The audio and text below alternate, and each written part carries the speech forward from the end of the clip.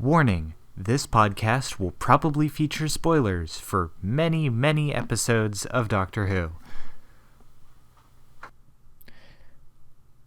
Jeff here. I don't have a cold open this week. Sorry.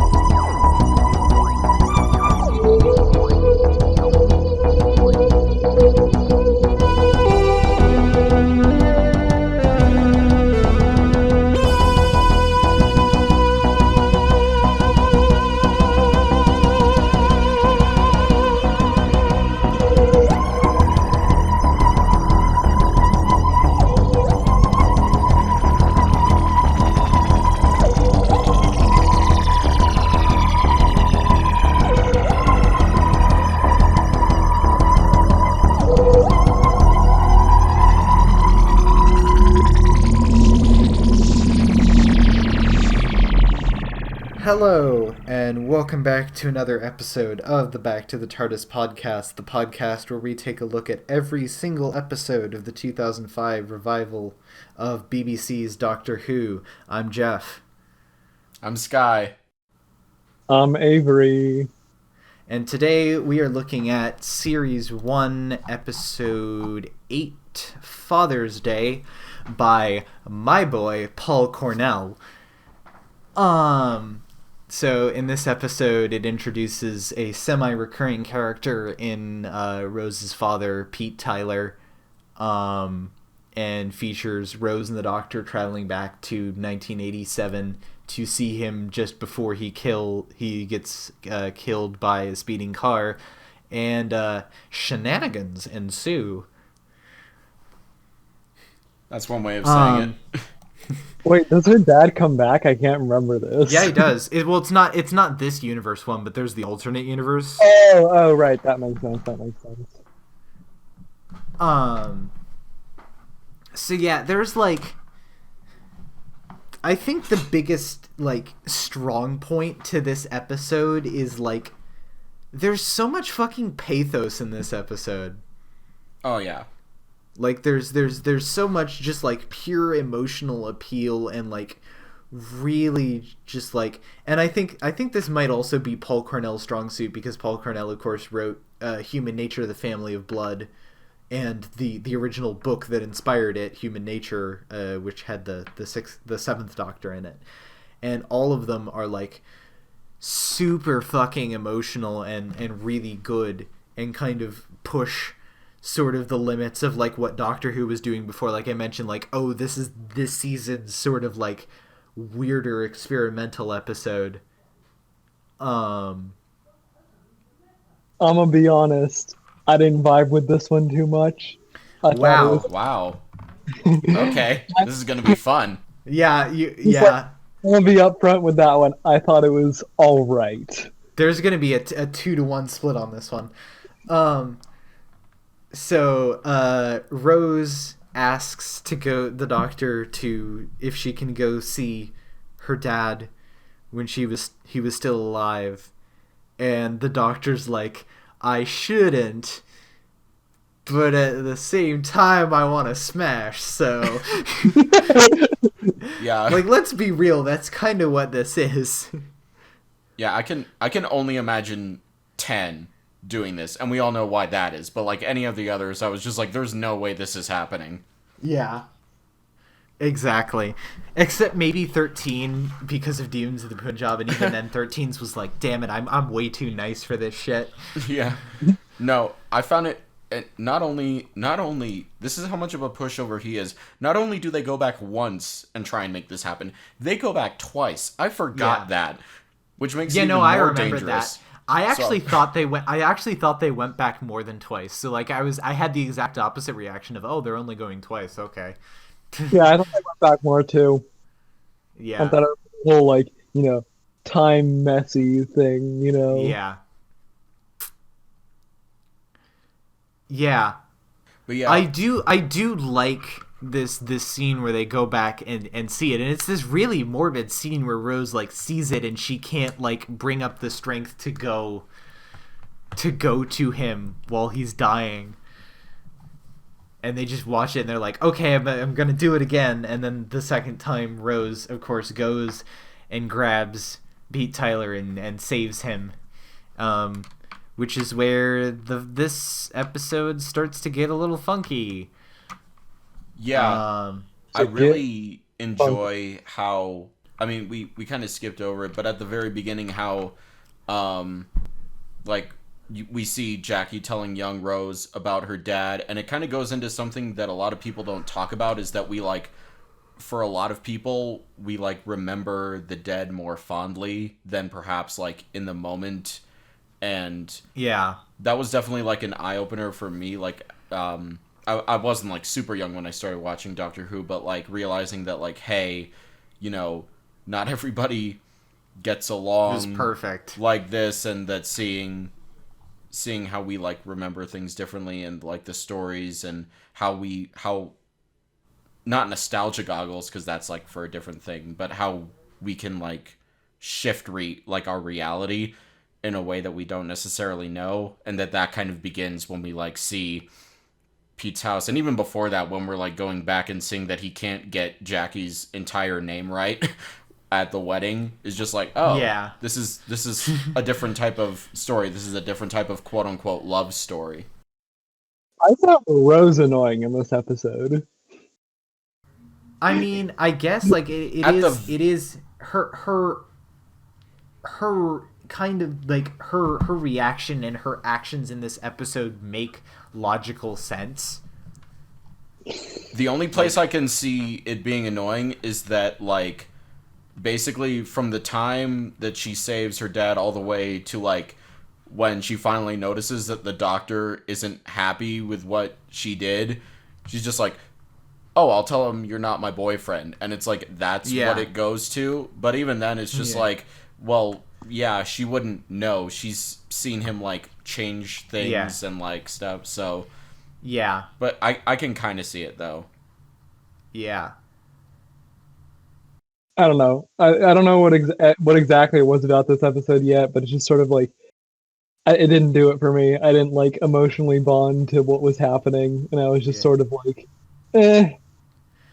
Yeah, I will say I do like the argument that they have. Like, it does feel, like, kind of uncomfortable and kind of real. Yeah, like it goes back to the, like, oh, I said travel, you know, in time, and that's when you got interested, and it kind of goes back to that whole, like, when something bad happens, you blame yourself and you start kind of, like, gaslighting your own memories. It's just like, oh, is this what... It's that kind of, like, betrayal that, you know, for the first time we see the doctor kind of mad at a companion in a real, and there's way. there's been dumber relationship arguments on this show to come. Asylum of the Daleks. Yeah. And then, so yeah, there's this episode does a very classic Who thing of, like, not revealing the monsters until, like, 20 minutes in. The design is pretty good. It's definitely one of the more out there designs that we've had. It was pretty interesting, yeah, I'd say so. Yeah, I especially like the fact that, like, what looks like a mouth, like, opens up and it's like, psych, bitch, it's arms. Yeah. Lore. I found search engine. So I found that I mean, obviously this is like a syndrome of, like, monster of the week type of stuff, but it's just like, there's been paradoxes and, like, further time fuckery as we're moving into, like, the 15th year the revival is, you know, back doing especially stuff. with Moffat. Who boy. Yeah, no, I think the Reapers are kind of like a weird this episode specific thing, but sort of like the fact that, like, there are sort of built-in responses from the universe to changing stuff. That's a very, like, classic or, like, Wilderness Years era, like, Big Finish or other expanded universe stuff. Oh yeah, like, for example, Like, for example, the Reapers aren't in, like, some of this Big Finish stuff, but, like, the range of, like, Eighth Doctor stuff that I've been listening to is with a companion called Charlie, who he saves from the crash of the R101, which is a blimp it's effectively kind of like Britain's own, like, little Hindenburg disaster, if you will. Right. And the fact that he saves her from that kind of starts to fuck up time, and, like, his second season with her is kind of, like, filled with, like, weird paradox shit caused by that. And in fact, like, one of his best episodes is, like, has to do with, like, time loops and paradoxes, and it's really good. Listen to Star Morning and the Chimes of Midnight. They're really fucking good. But yeah, so, like, it's sort of it's a thing that's sort of been explored before, of, like, if you change something like this that is a fixed time, the universe or the mechanics of the universe or whatever will retaliate in dangerous ways. It's just the Reapers are kind of like a this episode specific thing. Yeah. I mean, Yeah, don't get I me mean- wrong. I love the logic. It's just, I found it funny trying to rationalize it. It's just like, okay. Yeah, no, I agree. I recognize it's like- I recognize that they're a necessity so that all of the other really heartbreaking shit in the episode can happen. Oh, yeah. Yeah. It was Go just ahead. like, it was just sort of watching this. It was just like, okay, but why don't they, like, do anything in any of the other episodes? It sort of feels like what you said. You know, there's, like, no established canon. There's, like, no actual way time works in Doctor Who. Yeah. It's just whatever the episode calls for, and I think that's very true of this episode. Yeah.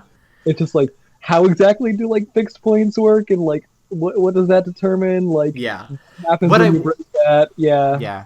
What I will say is I think like the one complaint that could have been fixed with the episode, like, there's one way to, like, easily fix this, is that, you know, we're getting ahead of ourselves when we're talking about the Reapers, but, like, I don't know how long this episode's going to be, and we're probably just going to do a more freeform discussion for this one as opposed to, like, Dalek or The Long Game, because it's a lot less, like, there's a lot less going on. It's a lot slower and a lot more character focused. But when the Reapers first show up, let's see, what does he say? What does he say they are? He calls them the bacteria. Yeah. Cleaning the Oh. wound or whatever. Oh, wait, hold on. Wound, yeah. Oh, yeah, okay. Never mind, they do actually do that. So, I think, like, the way that I rationalize this, and this might just be me being, like, overly forgiving, but the way I rationalize this is with the bacteria explanation, it's that it's not that every time they do this, the Reapers show up. It's just that chance of showing up, and in this case, they did. And they have showed up a couple other times in expanded media. I think it's more of, like, it doesn't necessarily happen, like, every time. If that makes any sense. They just got a bad roll on this one. Yeah. Oh, yeah. Skylar's computer has started freaking out. Rip. Everyone's having computer issues today. Yeah. 6.5 hours later. Back to the episode, I guess. Now down a member, unless Skylar magically regenerates back into the Discord chat. Where were we? So yeah. I do like it's a little bit uncomfortable, but it's also like this is prime RTD of the thing where, like, Rose saves Pete, and, like, even though it's stated later on that, like, he can very clear, like, he figures out who she is, like, by himself, that he, like, early on, like, hits on her, and Rose is like, no.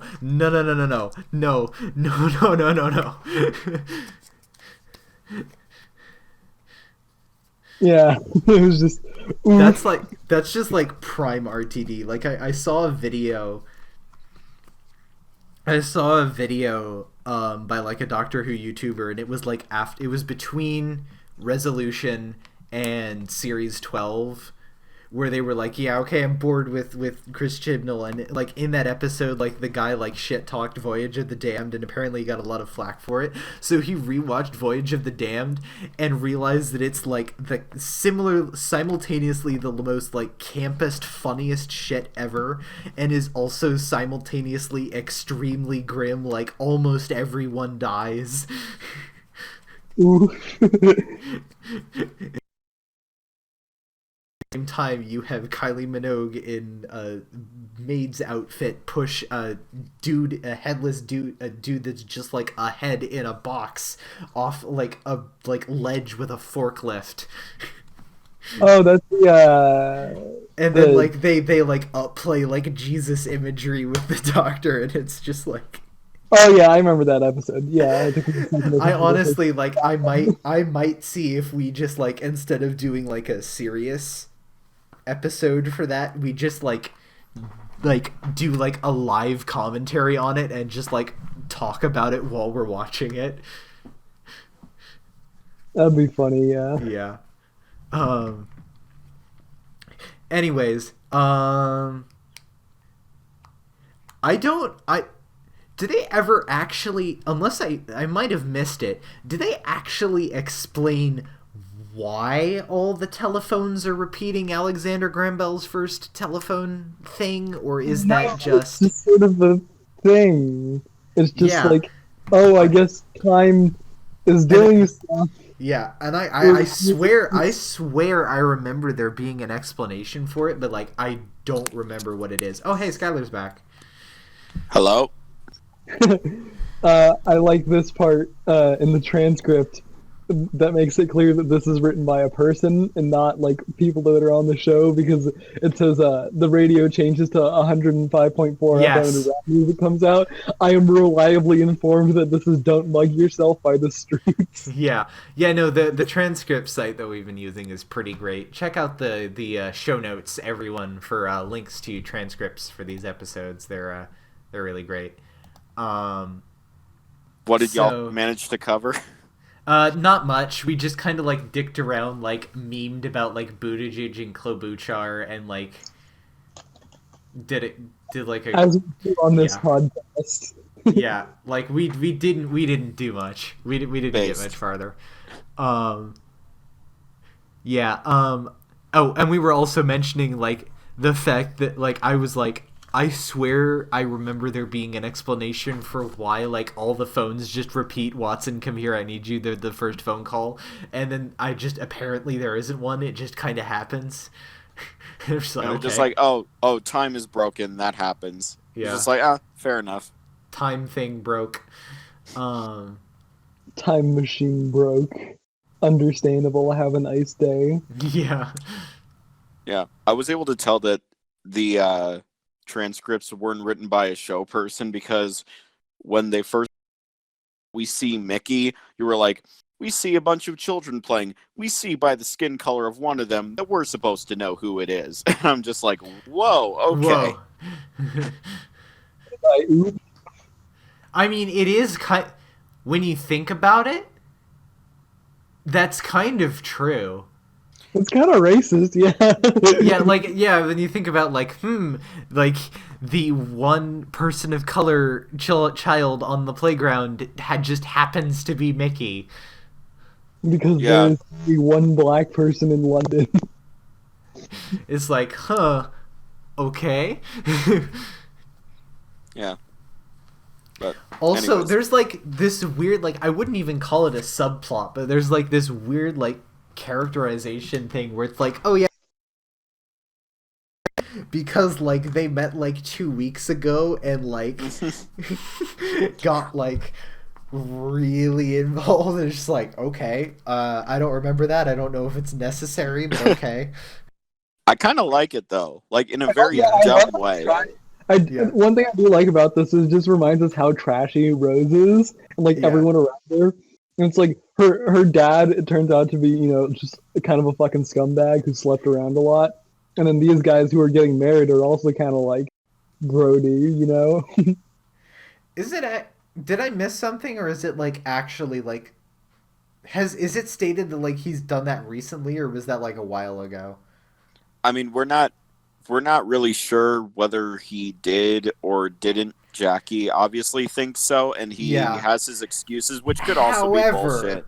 yeah, But Yeah, his excuses could be bullshit, but at the same time, Somehow they Jackie got also we were Jackie- under this stuff. yeah. Jackie also overreacts a lot, so like it's fair to say that like it could be either. yeah, it's just like when I think about it, it's just like, maybe he's really charismatic and he's just like, oh yeah, I'm a businessman, I'm an inventor, but I'm just like, I can't imagine like Yeah. anyone Rose's age being like, oh yeah, I'm gonna get me some of that.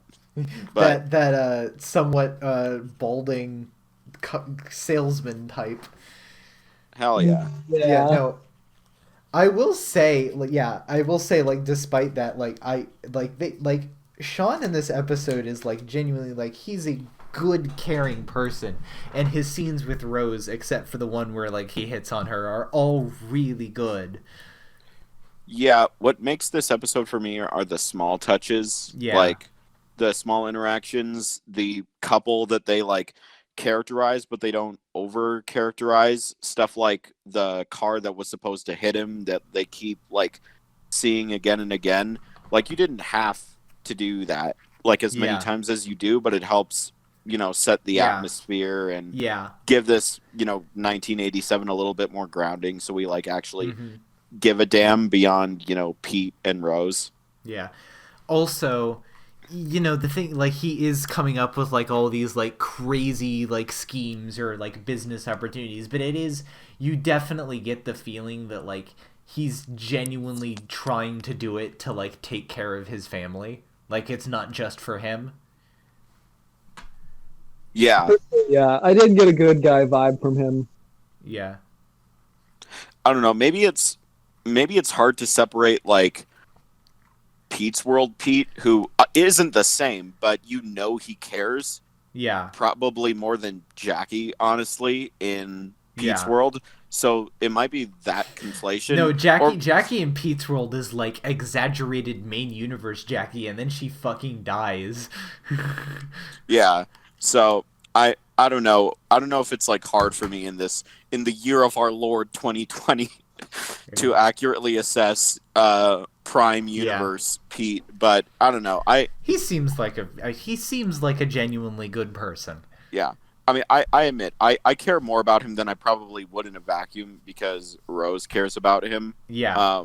But, like, that's the whole point, is that we care because Rose cares. So I'm fine going along with it. I mean, I think that's might be part of my problem with this episode is just because I generally dislike Rose in most episodes. I don't like Rose. I just think, well, okay, Rose is not like anywhere near like my favorite. She's like a solid like B or C tier for me. However, Definitely. I think in this season she's still pretty good. It's just kind of after this season's arc, she just nosedives. And Yeah. Series 2 Rose is like, Yawn. knocks her down a lot. And with a Yeah. few things, like a few exceptions I've mentioned, like how she's treated Mickey, especially in the beginning of the pilot, like, Yeah. I haven't had that many qualms with her. Yeah. To me, it seems the original trajectory is that this is a woman who, like, you wouldn't think would be traveling in time and space, and because of it, she Yeah. that halfway into Tennant's run. But like, as of this point, I'm all in for Yeah. it. Yeah. But I do get your point. Yeah. I do really like this scene, which it kind of shows this is sort of a scene of Nine's sort of growth, which is where the two bit characters, the people getting married, who like this is like their only like serious like major scene in the entire episode, are asking him if he can save them, and you get all this backstory, and the one of them says like, I know we're not important, and the doctor is like, who says you're not important? I did like that. That was That's very like- good. yeah, like I that's- said, I really like the Doctor in this episode. Yeah. And I feel like that considering his arc up till this point and considering where he was in the first episode, that's a very important line, and I like it a lot. Yeah. Yeah. It goes to when I was watching this, Jeff, I thought back to this comment you kind of made. I think it was like a couple of episodes ago where the doctor finds the extraordinary in the mundane, and the fact that he was saying like, I'll never have a life like yours, even though you might find it dumb and, serendipitous, like how you met, and it's resulted in this thing that, clearly some people in your family aren't happy about, that like, of course I'll try and save you. Like, to me, like, that's the doctor. Yeah, and it's also it's a sign of his development. Like, I mean, admittedly, he hasn't necessarily had the chance to, but like, this is kind of the most amiable and the most compassionate he's been to someone who isn't Rose this entire season. Yeah.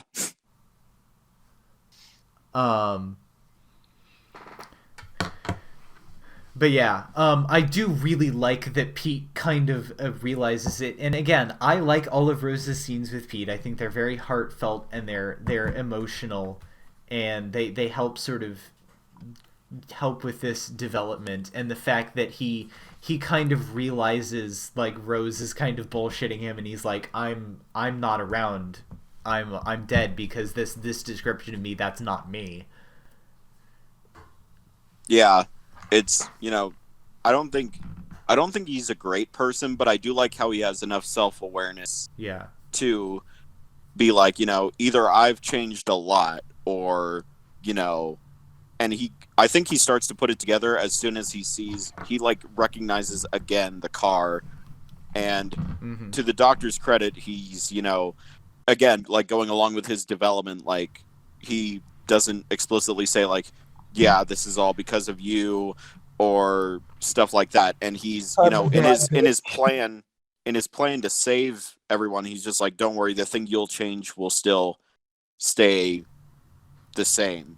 So it's like he's trying to do this in a way that's like not, Time Lord, like the timeline must remain pure type of thing. Yeah. Which I appreciate. So he doesn't just drag him by the neck, throw him out in front of the car. Yeah.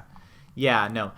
Yeah, the doctor like genuinely tries to fix things in a way that like getting them out without having to sacrifice Pete, which I didn't remember. I misremembered. I thought oh, there's a really good line in here where like Pete is about to go tell Jackie, and Rose is like, you can't tell her.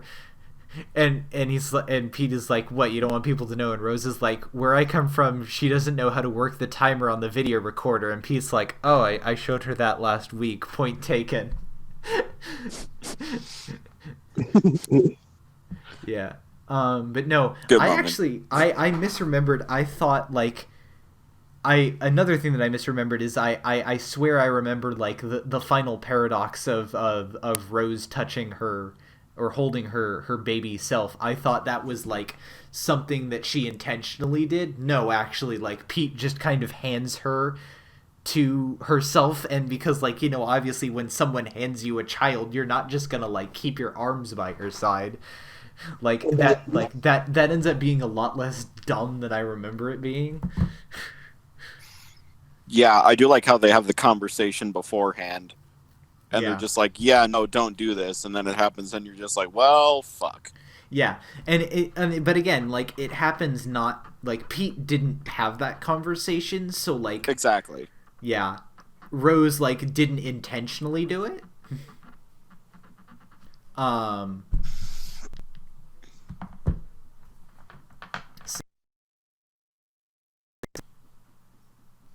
So, yeah. So that happens. A final paradox is created, which summons a Reaper inside the church, who then promptly vores the Doctor. Wait, we didn't talk about the Rickroll. When is the Rickroll? I can't. At the beginning, wasn't it at the? It was like no, it was It's when he's driving her to the church. Does it play? I didn't hear it. You didn't hear it? No. Neither did I. It might have been because I was watching. I wonder if maybe just since I was watching it on a kind of not 100% legitimate site. I wonder if somebody edited that in just to fuck with I people. think it was actually on. Yeah, no, it says "Never Gonna Give You Up" plays on Pete's car radio. Okay, so it did play, and you two just didn't Yeah. notice. Yeah, no, I didn't hear it because I was listening on speakers. What's your Yeah, and excuse, I had sir? the episode volume turned down, but Yeah. You missed Yeah. the legendary moment before the legend was born. Yeah. Yeah, literally like a year or two before Rick Rolls got started. Um. Yeah, no, like young Mickey in this episode is like weird. It's just like, okay, did that really need to be there? Also, the weird implication that they're like destined to be with each other. Yeah, which is like bullshit. yeah, Especially don't you know he's supposed to be with the only other black character that they introduce? Oh, fuck off, RTD. And Yeah, that okay. No, the one thing I will say is that it would still be kind of dumb, but I think it would have been slightly less dumb if the planned thing was actually for Martha and Mickey to be in Torchwood Children of Earth, but that didn't work out due to scheduling conflicts.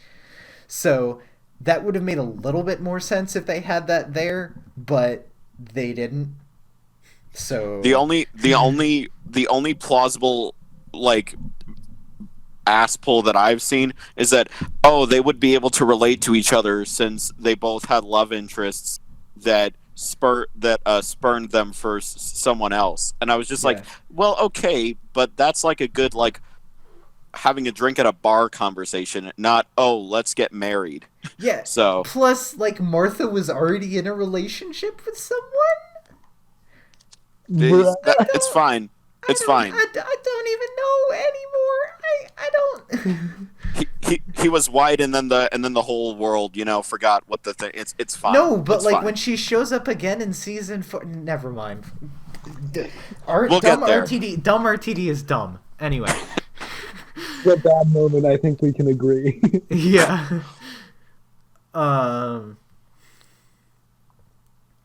So yeah, the doctor gets fucking vored.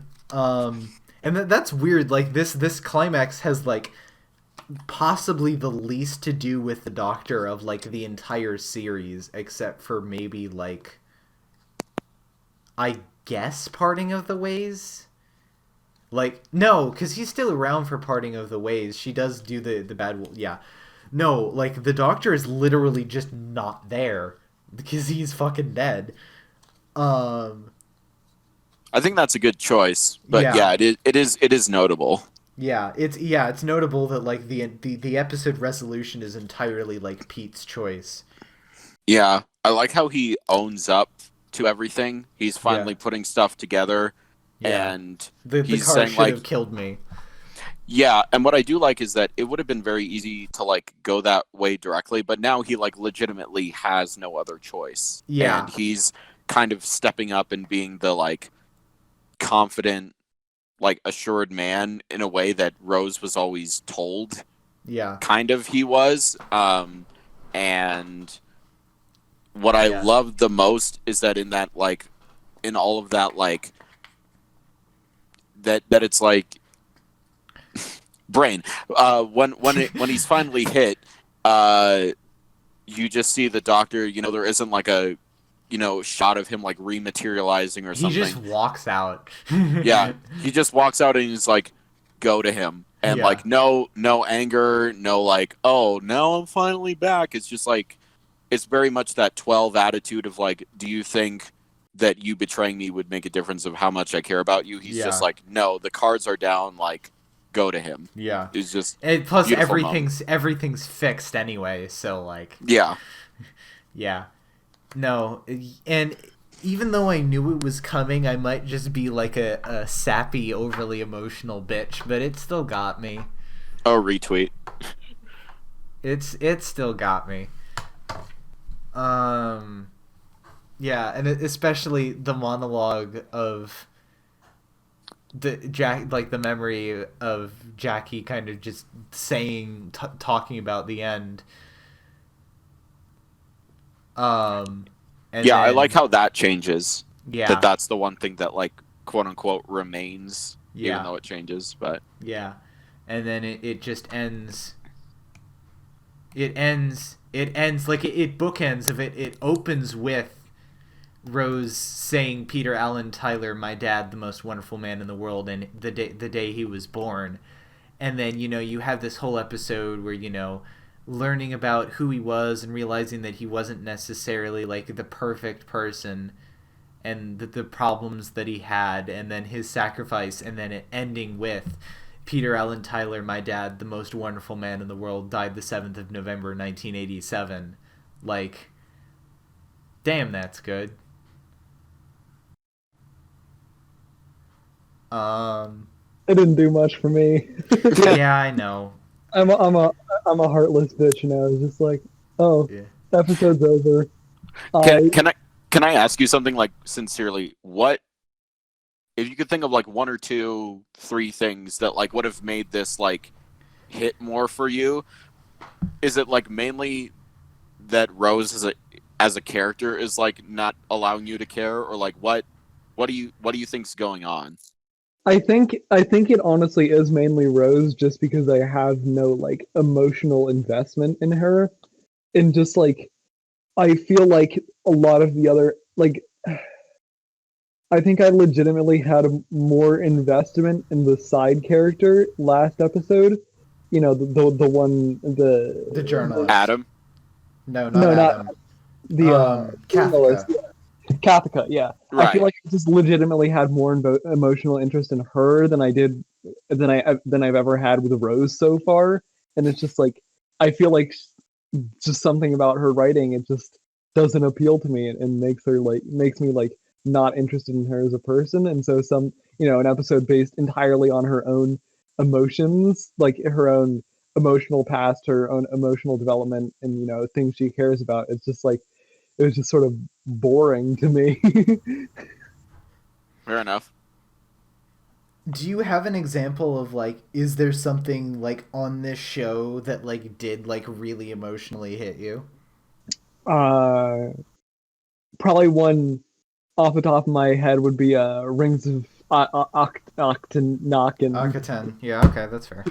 Yeah, that one. But was you're good. also a huge Smith stan, whereas I am not. I like that episode, and on the whole, I think Smith is okay, but he's nowhere near my favorite. Okay, last question I'll ask on this subject. What's the most emotional Rose moment for you? Like, gun to the head, what do you think about? Probably one of the two finales. I'm gonna be honest. Like either Bad Wolf stuff, or going to the all other universe. One of those two probably.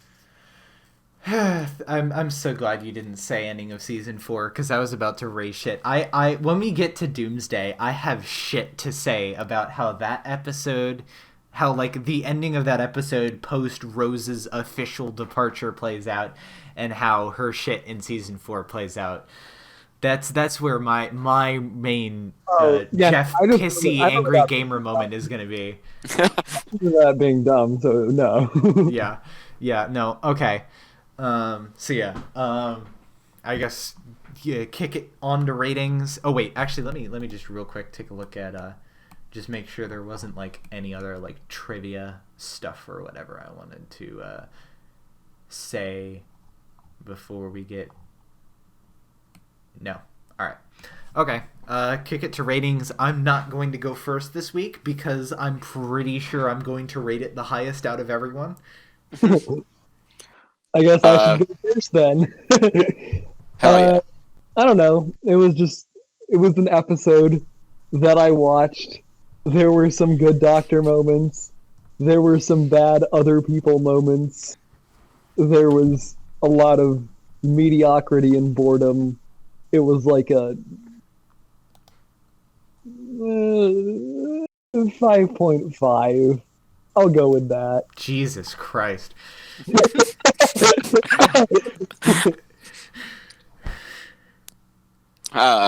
Y'all are gonna be Wonderful. shocked. Oh, so shocked. So I don't know. The pathos is really what drives everything home for me. Even though I have a very different family situation from Rose, I'm a sucker for these types of stories, and at this point, I don't despise Rose yet. So it actually does something for me. Um, the acting is all competent. I love kind of the shifting dynamic that Rose and the Doctor go on. I like exploring the idea that you kind of have rose tinted glasses about your past sometimes, especially with death and all that. So I like a lot of the concepts and stuff. I like the resolution a lot. Um, but it also isn't like a perfect episode. Uh, but at the same time, I can't really go any lower. It just really hit all the right spots for me. So I'm gonna go. I'm gonna go 9 out of 10. Solid B plus maybe. I don't know. All right, I'm gonna go last. I really like this episode. As I mentioned, I'm a Paul Cornell stan. I love the emotion in this episode. I love the connection in this episode. I love the bookends of this episode. And the only things that I have really to say that kind of detract for it is Jackie being kind of annoying as usual, and the aliens. You know, they are only just kind of there to make the plot go, but at the same time, like, the plot kind of needs them, but whatever. So fuck y'all, I'm giving it a 9.5. And the only reason I'm not giving it a 10 is because I don't think it's better than Dalek. So we've got a Fuck you guys. This is the biggest spread we've had on an episode. This Yeah. is a controversial one. Yeah. So next week we're going to have another long episode because we're covering another two-parter. I'm really excited for this because we are going to be talking about The Empty Child and the Doctor Dances, which is Stephen Moffat's first episode, Captain Jack's first episode, and one of the generally recognized as one of the best episodes of the show's history. So I'm excited for that.